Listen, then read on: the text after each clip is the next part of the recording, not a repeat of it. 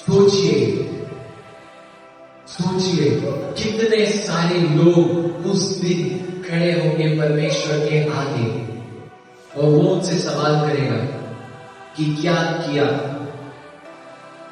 जो वरदान मैंने तेरे अंदर रखा था, क्या तू उसके साथ विश्वास योग्य था? But who was called faithful? The one who multiplied.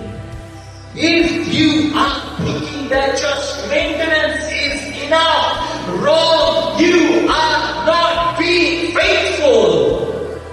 To be faithful, you need to multiply. Do you know what was God's first commandment to man? Be fruitful and multiply. It was not just a blessing. It was a commandment.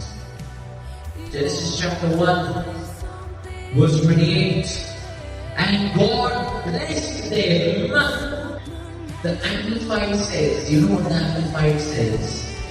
And God blessed them, granting certain authority, just like you grant authority to a steward, and said to them, be fruitful, multiply. It doesn't mean only have children. They were commanded to multiply.